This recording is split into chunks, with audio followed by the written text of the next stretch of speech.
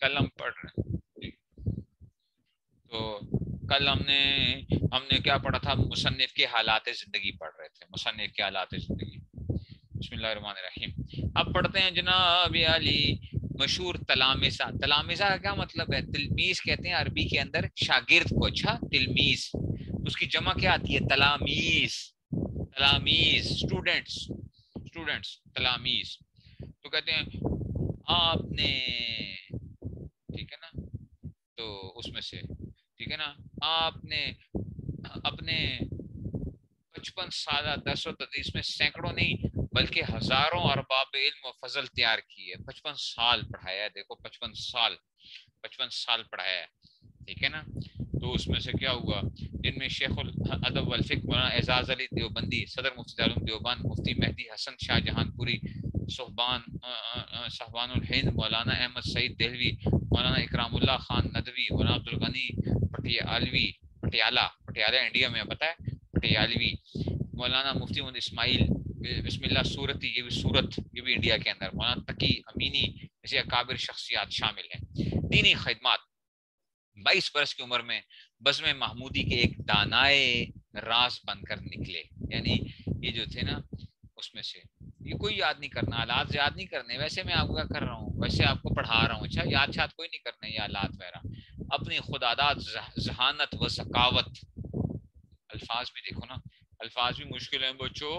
اور جب آپ تعلیم الاسلام پڑھو گے نا، تعلیم الاسلام، اس کے اندر بھی آپ کو تاریخ اسلام، تاریخ الاسلام، اس کے الفاظ بھی بڑے مشکل ہیں بچوں، وہ بڑے زبردست ہے. میں نے آپ کو کہا ہے وہ کل انشاءاللہ تاریخ الاسلام شروع کریں گے حضور صلی اللہ علیہ وسلم کے حلیہ مبارک کے بارے میں، مسلم کے حلیہ مبارک میں، ٹھیک ہے نا.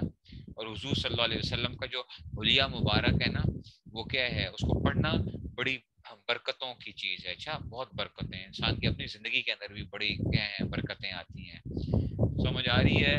تو اس لیے وہ بھی ہم نے کیا کرنا ہے، کل انشاءاللہ وہ پڑھیں گے. کل انشاءاللہ حضور اکرم صلی اللہ علیہ وسلم کا حلیہ مبارک جو ہے وہ انشاءاللہ کل ہم شروع کریں گے. سمجھ آ رہی ہے؟ تو کہتے ہیں اپنی خداداد، ذہانت و ذکاوت، اساتذہ با کمال کی فیض صحبت کے اثر سے اقران و آیان میں امتیازی. اقران کا مطلب ہوتا ہے جو اپنے قریبی، جو ان کے اپنے زمانے کے لوگ تھے نا، تو آیان میں امتیازی مقام اور تباہر علمی و جامعیت کی وہ شان حاصل کر لی کہ شاید وہ باید کسی کو نصیب ہو. آپ کہاں استاد جی یہ کیا چل رہا ہے؟ اردو چل رہی ہے. واقعی یہ اردو چل رہی ہے، یہ کون سی زبان چل رہی ہے؟ علوم عقلیہ و شریعہ میں سے کوئی ایسا علم نہیں جس میں آپ کو مہارت کاملہ حاصل نہ ہوئی ہو. ٹھیک ہے نا. مطلب یہ ہے کہ آپ کیا تھے؟ بہت زیادہ وہ تھے اس میں سے، ٹھیک ہے نا. تو اس میں سے آ گئے. سمجھ گئے ہو؟ تدریس، تدریس کا مطلب ہوتا ہے پڑھانا. شروع میں اپنے علاقے کے مدرسہ عین العلم میں 5 برس تدریس نظامت کے فرائض انجام دیے. پھر 1321 ہجری میں مدرسہ امینیہ دہلی تشریف لے گئے، تدریس کی خدمات انجام دیتے، یہاں تک کہ مدیر و منتظم ہوئے، یعنی ہیڈ بن گئے نا اس میں. اور متواتر 24 برس تک یہ خدمات جلیلہ وہ اس نے خوبی سر انجام دی. مثلا نے آپ کو زمانے میں بڑی ترقی حاصل کی. فتاوی، اللہ تعالیٰ نے آپ کو خداداد صلاحیت بخشی تھی. اور آپ کا اصل تقرائے امتیاز بے نظیر تفقف الدین تھا، یعنی کہ تفقف دین کو سمجھنے کی غیر معمولی بصیرت اور جزیات فقہ پر بے پایا عبور تھا، جس کی وجہ سے ملت بیزا نے مفتی اعظم ہند کا خطاب دیا. دیکھو اب آپ کہو گے استاد جی یہ کیا پڑھ رہے ہیں ہم جو ہیں؟ میں نے آپ کو کل یہ بات بتائی تھی نا، میں نے کہا تھا نا زبان کیا ہوتی ہے، ہر 20-25 سالوں بعد کیا ہوتی ہے؟ زبان تبدیل ہوتی ہے. کل کہا تھا میں نے نحو کا علم و صرف نحو کے اندر میں نے کل بتا رہا تھا نا کہ زبان کیا ہوتی ہے، ہر 20-25 سال 30 سال بعد کیا ہو رہی ہوتی ہے، اس میں ایسا تبدیلی آ رہی ہوتی ہے. یہ جو زبان ہے نا، یہ آج سے جو ہے نا 60-50-60 سال پہلے کیا تھا، کسی بھی بندے کو جس نے 5ویں پڑھی ہوئی ہے نا تو وہ بڑی آسانی سے کیا کرتا تھا، پڑھتا تھا. اور آج کے اردو داں کو بھی دے دو نا، اردو داں کو بھی، تو وہ بھی بیچارہ کیا ہو جائے گا، وہ بھی پریشان ہو جائے گا کہ بھائی یہ کون سی میں زبان پڑھ رہا ہوں. سمجھ رہے ہو نا. اسی لیے ہمیں کیا پڑھنی پڑتی ہے، وہ گرامر کو ہمیں اور اسی اس میں پڑھنا پڑتا ہے. ہمیں گرامر کو پڑھنا پڑتا ہے. عربی بھی تبدیل ہوتی ہے نا، آج کی عربی کتنی تبدیل ہو چکی ہے. لیکن ہم نے تو قرآن اور حدیث کو سمجھنا ہے، وہ اس زبانے کی اس میں سے. تو ہم اس لیے ان کا کہ علماء نے اس لیے گرامرز وغیرہ بنا کے اور ساری چیزیں آپ کے سامنے رکھ دی تھیں کہ بھائی دین کی کیا ہوتی رہے گی، حفاظت رہے گی، عربی زبان کی حفاظت باقی رہے گی اس کے اندر. پھر ٹھیک ہے جی. تو کہتے ہیں جس کی وجہ سے ملت بیضا نے مفتی اعظم ہند کا خطاب دیا اور کوئی شبہ نہیں کہ آپ کو تم مستحق تھے. مختلف الخیال علماء بھی آپ کو فتاوی بلا چون تسلیم کرتے تھے. آپ کا فیصلہ مستحکم اور اٹل ہوتا تھا جس کسی کے لیے اس کے خلاف کرنا محال تھا. آپ کے جوابات پر تمام علماء سزا کو مکمل اعتماد تھا. آپ کے فتاوی کی بڑی خصوصیت تھی کہ نہایت مختصر مگر واضح عبارت ہوتی کہ ہر ایک اس کو سمجھ سکے. جس سے آپ کو فتاوی علماء اور عوام داد میں یکساں مشہور مقبول تھے. پھر کہ باطلہ کا تعاقب. ٹھیک ہے نا. تو کہتے ہیں کہ جناب ہاں یہ تھا. حضرت مفتی صاحب رحمۃ اللہ علیہ اسلامی عقائد کے دفاع اور مسلمانوں کو فرقہ باطلہ کے مکر و فریب سے بچانے میں اہم کردار ادا کیا. چنانچہ 1922 میں جب شدی تحریک کے ذریعے ہزاروں مسلمانوں کو مرتد بنایا جانے لگا. ٹھیک ہے نا. یہ تحریک جب چلی تھی تو اس میں تو آپ نے اس کو روک تھام کے لیے انتہائی کوششیں فرمائی اور ہزاروں مسلمانوں کو مرتد ہونے سے بچایا. رد عیسائیت. اس طرح عیسائی مشنریاں جو حکومت سرپرستی مسلمانوں کو مرتد بنانا چاہتی تھی ان کا مقابلہ کر کے پسپائی پر مجبور کیا. عیسائی مشنری آتے تھے نا مسلمانوں کو عیسائی بنانے کے لیے, تو ان کو بھی.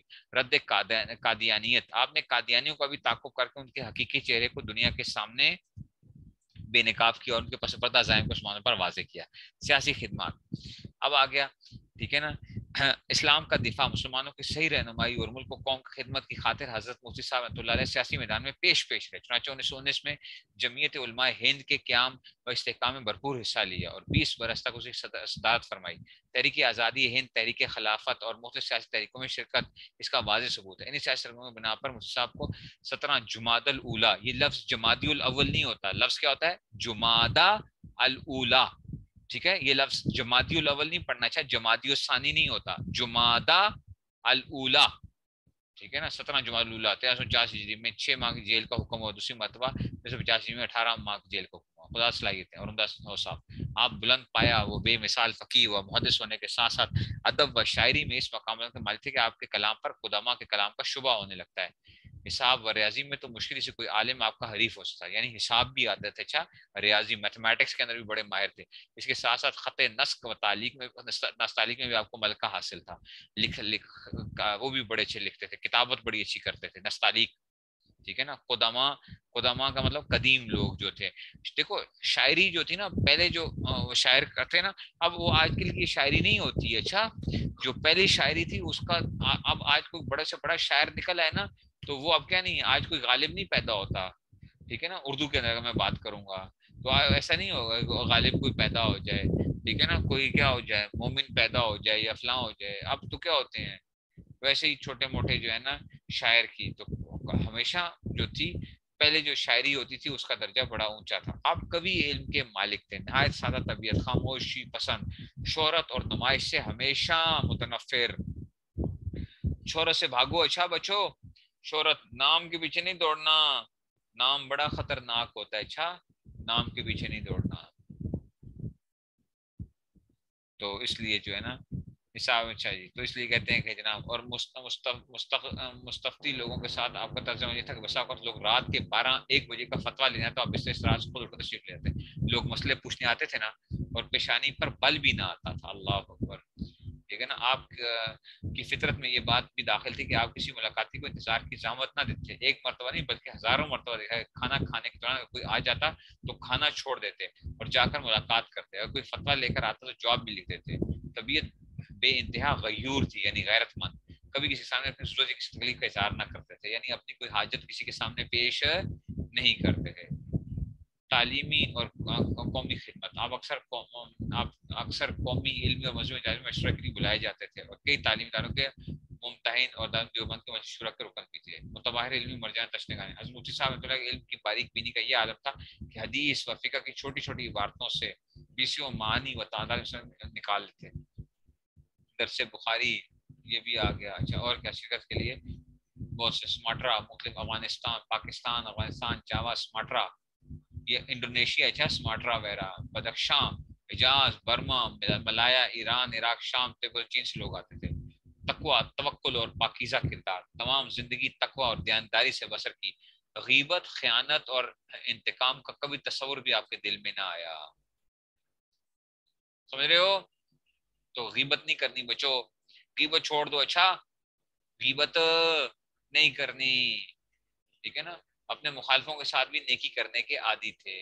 ہندوستان کے بڑے بڑے مسلمان وائس کشمیر مولانا بیدر سندھی مولانا شبیر عثمانی مثلا مدنی مسجد بھاتیہ آپ کے تقوی کا اعتراف کرتے تھے. سب کس قدر بلند کردار کے مالک اس کا اندازہ اس بات سے لگاتے تحریک عدم تعاون کے زمانے میں جیل میں اخلاقی قیدی بطور خدمتگار کے ملے ہوتے تھے. حضرت مفتی صاحب ان کے پھٹے ہوئے کپڑے سی دیا کرتے تھے. اللہ اکبر.